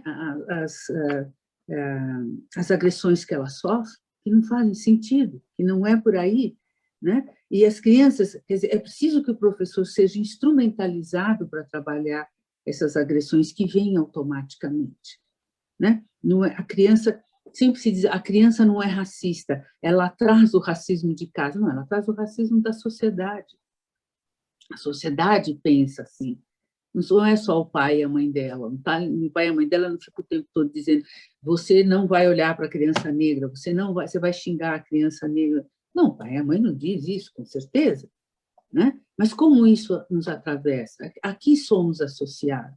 Então, é preciso que você crie para a criança negra essa possibilidade dela se ver, né? Em outras figuras, porque a escola está impregnada de uma cultura branca o tempo todo, onde os brancos são tudo e os negros são nada. Né? E assim você vai recuperando um pouco da autoestima dela. Né? E ela vai podendo se dar conta de que é alguém. Que ela não precisa o tempo todo ser bagunceira e atrapalhar para poder ter um lugar. Porque a criança que atrapalha na sala de aula, ela está buscando um lugar, ela está chamando atenção, ela está pedindo socorro. Né? E muitas vezes ela é vista como alguém que está ali para atrapalhar, para bagunçar, para desconstruir a sala de aula. E, na verdade, ela quer atenção. As crianças ainda são muito carentes da nossa atenção, né? Do nosso carinho como professores, como terapeutas, como adultos, né? O mundo virou muito ameaçador para as crianças de maneira geral. Todos temos medo do que acontecerá com as nossas crianças. Eu me lembro que quando era criança eu andava na rua sozinha, ia para a escola de ônibus. Por que a gente tem medo de deixar a criança ir até a esquina sozinha? Os adultos a gente olhava para os adultos e confiava nos adultos, como alguém que pudesse nos acolher, nos orientar, né? nos conduzir. Não tem mais isso. Acabou. Então, todos estamos ameaçados, né? Mas, especificamente, não sei se fugir da sua questão, mas fazer essa recuperação. A própria criança, quando ela tem uma autoestima, ela vai criando essa diferença, né? Entre aquilo que não está, né? que não é algo agregador daquilo que desagrega, né? Mas quando não tem nada do qual ela possa se fortalecer, ela vai se desagregando cada vez mais. Não é à toa que os hospitais psiquiátricos, quando eles existiam, porque hoje eles já foram desarticulados, quando tinha Juqueri e tudo mais, a maior população do hospital psiquiátrico era de negros, não era de brancos. Por que será, né? Bom, espero ter respondido. Ainda não existe uma fórmula mágica, só nas discussões que nós vamos chegando e vamos pensando e refletindo sobre essa questão, o que fazer, como fazer.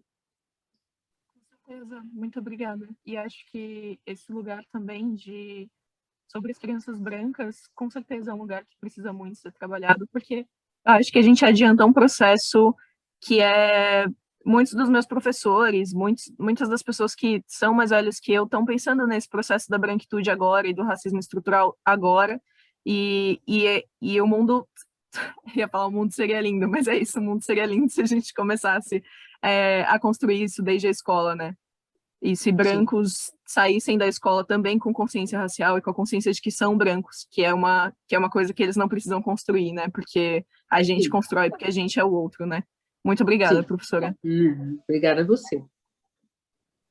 Então, deixa eu te contar um pouco o que estão falando aqui no chat. Então, a Helenice diz, professora, que delícia estar aqui e ouvi-la. A Conceição Rosa diz, recebi a informação dessa palestra no grupo da escola e presente nessa manhã de sábado. Muito obrigada.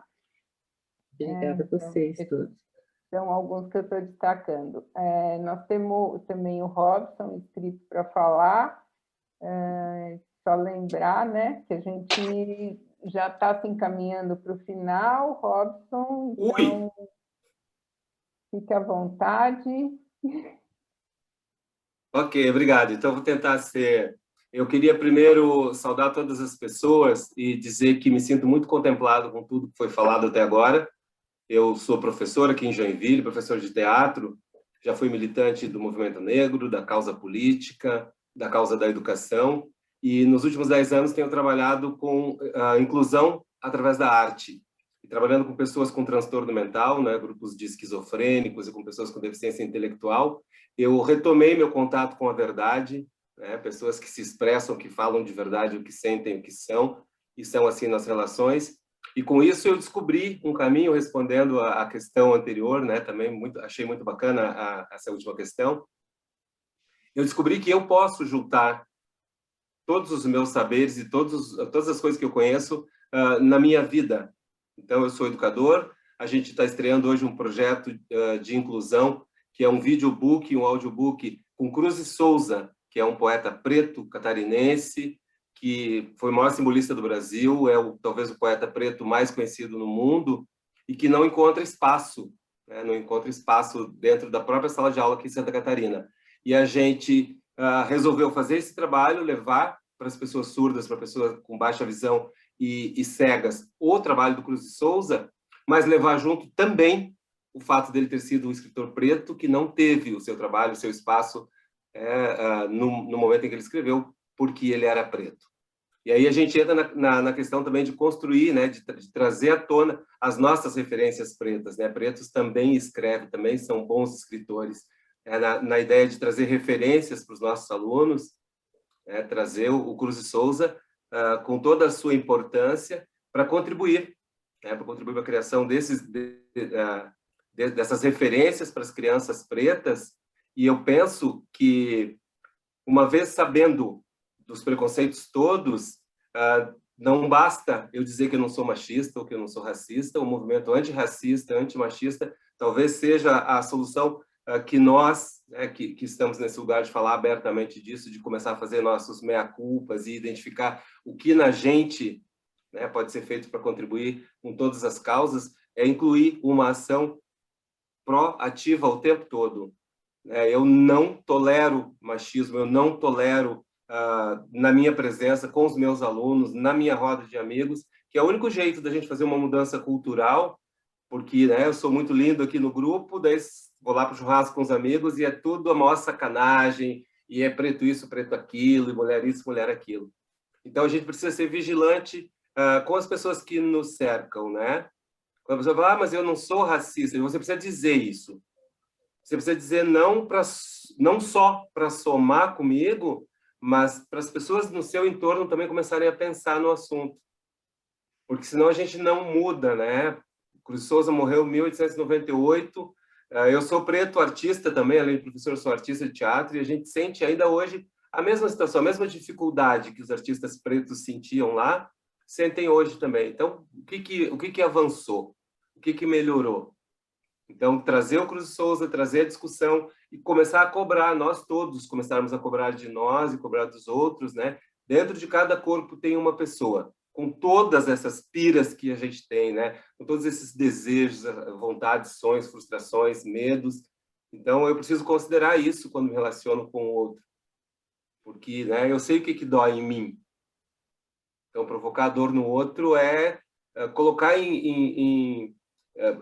causar um prejuízo para a pessoa que aquele ser poderia ser se eu não estivesse atrapalhando com o meu preconceito ou com a minha observação inoportuna. Então, é para contribuir, né? Acho que é um movimento que a gente faz de ser proativo. Acho que essa discussão, o tema ser trazido para essa roda é uma ação, né, que pode ser feita. Eu, enquanto professor, enquanto ser humano, tento, em todos os espaços, né, dentro da minha casa, é com o vizinho, é no panificador, é no bar, sempre levar, porque é o jeito, porque é aqui que a coisa muda. Porque senão fica lá só o Robson. O Robson é militante. Não quero ser um militante, quero ser uma pessoa respeitada e que converse com as pessoas todas, sobre todas as coisas. Por que não ser não machista? Por que não ser antirracista? Por que não respeitar as pessoas, né, homossexuais, trans, índios, orientais, toda ordem de pessoas que são discriminadas ou desrespeitadas por terem as características que elas têm? Gostei muito, não conhecia a nossa palestrante e acho que esse movimento, essa contribuição que você faz, fiquei já curioso para conhecer o trabalho. Não sei se ele já tem um PDF ou tem que esperar o livro, mas de qualquer forma... O livro não tem PDF, né? E tem um mundo de textos meus na internet. Ok. Vou atrás. A mesma tese você consegue acessar na biblioteca da USP. Né? A tese ela roda, porque ela está na internet, eu acho. Alguém me disse, eu não coloquei, mas alguém me disse que está, então não é difícil. Né? Beleza, então a minha questão seria só para abrir, né, como você percebe, né, no seu entorno esse movimento das pessoas em direção a não só não ser racista, mas se colocar como antirracista, olhar no seu entorno, porque senão não muda, né? Eu sou professor, a gente vê em sala de aula as crianças pretas ainda, eu tento trazer, mas não é só eu ou o professor preto que tem que fazer esse movimento, né? E não é só no episódio, tá preso, então tem que fazer observação, sempre que a gente perceber, a gente tem que fazer observação. Para as pessoas entenderem onde que está, porque se é cultural, se é estrutural, às vezes a gente comete uma discriminação sem perceber, porque a gente viveu isso, né? A verdade para nós. E vou fechar meu microfone, que eu também sou bem falador. Robson, obrigado pelas suas colocações. Eu queria acrescentar alguma coisa, se a gente ainda tem um tempo, do que você está falando, quer dizer, o racismo, o machismo nos atravessa a todos. Não é só o branco que é racista em relação a nós, às vezes nós somos racistas em relação ao nosso igual, né? Porque estamos atravessados pelo racismo. O racismo, ele atravessa a todos. O machismo atravessa homens e mulheres, o machismo não está só nos homens, ou não está só nas mulheres, né? Fazer essa atenção para aquilo que nos constitui, né, num lugar ou no outro, é esse exercício que nós estamos fazendo aqui, que nós devemos levar como reflexão e pensarmos nessas coisas, né? Resgatar a cultura negra, resgatar os artistas, né? Resgatar os escritores, né? Existem negros escritores, engenheiros, médicos, psicanalistas, né? Existem negros em todos os lugares, né? Em geral, nós somos na manchete, né, dos jornais, e essas manchetes estão na chacina da Rocinha, na chacina do Jacarezinho, né, como se só fôssemos pessoas fora da lei. E isso é ruim, né? Parece que a gente consegue se pensar, e como a morte dos negros, né? Black Lives Matter foi um movimento importante para nós por conta disso, né? A vida dos negros importa, mas é sempre visto como algo que não importa. Como diz a canção da Elza Soares, é a carne mais barata do mercado, né? E é isso que a gente precisa mudar, né? E todo negro que morre, morre também um branco, não morre só o negro, né? E essa visão precisa estar posta e contemplada, né? Para que a gente perceba, né, que somos seres humanos eliminando seres humanos, né? Isto não tem nos levado a um avanço efetivo, né? Tem nos feito seres não pensantes, na verdade, né? Até porque conhecimento não é sabedoria. A gente confunde titulação, né, curso disso, daquilo outro. As pessoas têm muita implicância com a maneira como eu me apresento. Mas você só é psicanalista e só fez uma tese de doutorado. Eu detesto aqueles currículos longos, aquelas... Isso diz um pouco do que a gente fez, mas não diz nada do que a gente é. A gente vai ser no contato com o outro, né? Eu poderia desfilar um enorme currículo, porque eu passei pela escola como todo mundo, pela faculdade, por aquilo, fiz um congresso X, Y, Z, mas o conhecimento nunca foi sabedoria. É preciso que a gente se atente para isso. Conhecimento é importante, mas é preciso que a gente lance mão dele com sabedoria e não faça dele uma arma de humilhação para o outro.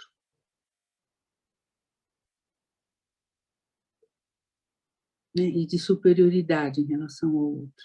Eu sou doutor, sou professora, doutora, bom, e daí? É preciso que eu tenha um mínimo de noção de humanidade e de sabedoria. Título diz muito pouco. Vamos ver a atitude dessa pessoa. Verdade, Zildinha. Muito obrigada. Olha, estão colocando aqui no chat vários links, né, o trabalho Significações do Corpo Negro, a tese, então o link já está para todo mundo no chat. Aí a Conceição diz, já me tornei fã da Isildinha. Obrigada, Conceição. Tem vários agradecimentos e nós temos uma última inscrição para uma última pergunta, que é a Ana Maria, tá bom? Que fica à vontade para fazer sua pergunta. Oi, professora, né, doutora Isildinha, eu gostaria muito... Me chama de Isildinha, por favor. Isildinha, muito obrigada pela contribuição, essa reflexão, esse novo olhar para nós, para todos, né, sobre as questões da humanidade. E na fala da senhora fez uma reflexão que eu queria trazer, que é algo interno, né? Assim como falou-se, né, do preconceito entre as deficiências, né, contra o negro, também existem outros preconceitos que a gente sofre. E na fala da senhora eu consegui tirar, né, que a percepção do nosso eu no outro, ele causa uma desconstrução de nós mesmos quando ele perpassa sobre um outro desvalorizado, né? Quando essa noção que existe uma falsa superioridade que remete a um medo de igualdade, né? Porque todo ser humano ele tem as suas potencialidades, mas quando ela ganha visibilidade, a exclusão se torna uma resposta. Isso é triste, né? Essa resposta que nós damos à sociedade. Poderíamos dar tantas outras respostas às questões que nos são levantadas, principalmente na primeira infância, se dessemos base e sustentação para uma vida de liberdade, seja o gênero, raça, o que seja. Darmos liberdade ao ser humano, construiríamos uma sociedade totalmente diferente e um ser humano mais valorizado em si mesmo. Eu queria muito agradecer a senhora por ter me dado essa reflexão e esse autoconhecimento para seguir em frente, né? Que eu sou aluna de pedagogia, estou no meu último ano, eu acho que agora estou um passinho, né, nessa longa jornada que é a vida. Talvez eu consiga fazer novas contribuições. Muito obrigada mesmo. Ana Maria, sou eu quem te agradece pela escuta, pela paciência de me ouvir, e principalmente eu admiro você e tantas outras pessoas que fazem pedagogia e que vão trabalhar com crianças. Não existiriam médicos, engenheiros, escritores sem essa professora que ensinou aquela criança a dar os primeiros passos. É um talento trabalhar com criança. Não é todo mundo que tem esse talento, né? Porque demanda não só o conhecimento específico para ajudar aquela criança a adentrar o mundo da leitura e a vida, mas também uma certa amorosidade e paciência, né? A criança é curiosa, ela é barulhenta, ela é birrenta, né? Ela é um ser humano que vai para a escola, mais do que aprender a ler e escrever, ela vai aprender a ser na sociedade, como ela vai se portar na sociedade. O primeiro professor, os primeiros professores são os professores mais importantes das nossas vidas, né? Porque o passo que daremos no futuro tem a ver com esse professor. Eu admiro demais os professores. Quando a Regina me falou, eu falei, eu vou aceitar, porque esse caramujo, essa pessoa meio caipira que eu sou, nem sempre eu aceito os convites, porque eu falo, não tenho o menor talento para ser professora, eu adoraria ser professora, mas não tenho esse talento, né? E como eu admiro esse talento, né? Como eu penso que de todos os profissionais que a gente tem, todas as profissões e todas as áreas de conhecimento são importantíssimas para nós, seres humanos. Mas o mais que a gente deveria mais valorizar é o professor da primeira infância. O professor da primeira infância é o alicerce do ser humano. O que ele será no futuro tem a ver com esse alicerce. Benditas sejam todas as professoras e professores de crianças. Um prazer estar aqui com vocês.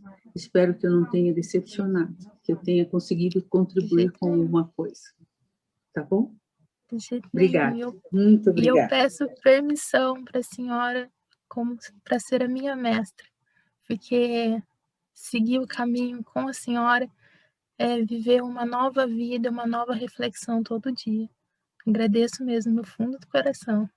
Eu é que sou grata por isso, né? Ter pessoas que vão discutir comigo, me ajudar a pensar essas questões todas dolorosas da vida, é muito importante. Obrigada pela sua companhia.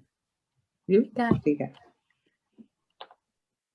Bom, Isildinha, já está dando nosso horário, né? Na nossa experiência, assim, se a gente estende, as pessoas vão saindo e a coisa, assim, perde um pouco a força, sim, entendeu? Sim.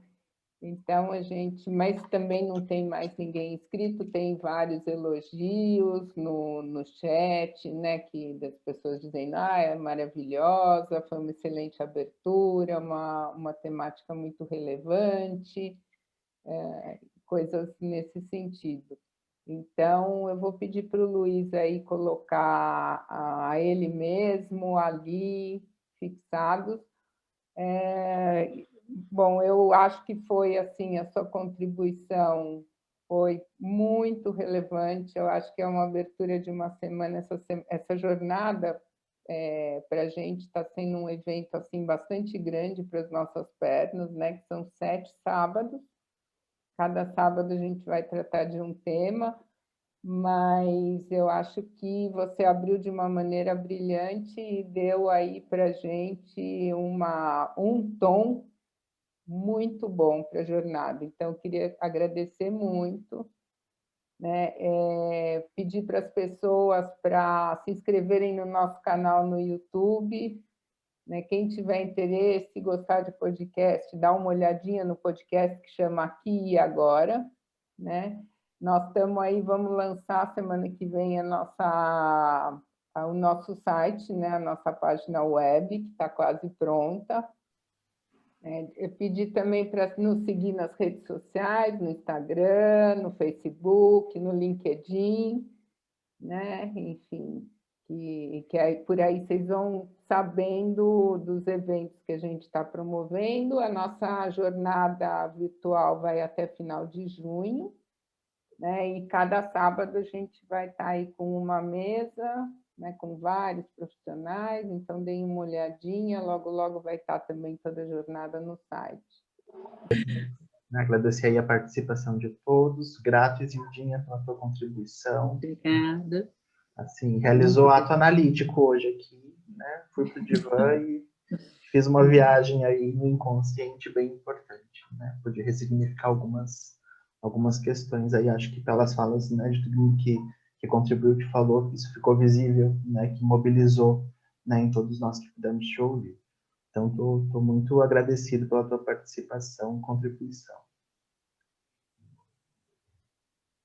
Então é isso. Quer falar alguma coisa, Li?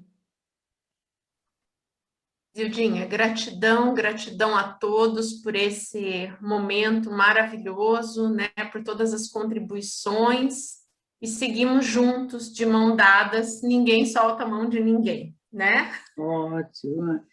Eu é que queria agradecer a todos, né, gratidão por me receberem tão bem, por pensar comigo essas questões, por me ajudarem a entender cada vez melhor, né, o que vai se passando juntos, que não nos larguemos mesmo, né? Se eu puder voltar, voltarei com todo prazer, tá bom? Até breve, não vou dizer adeus a todos vocês, mas até breve, um beijão e muito obrigada pelo convite, obrigada. Gratidão a todos vocês, muita gratidão.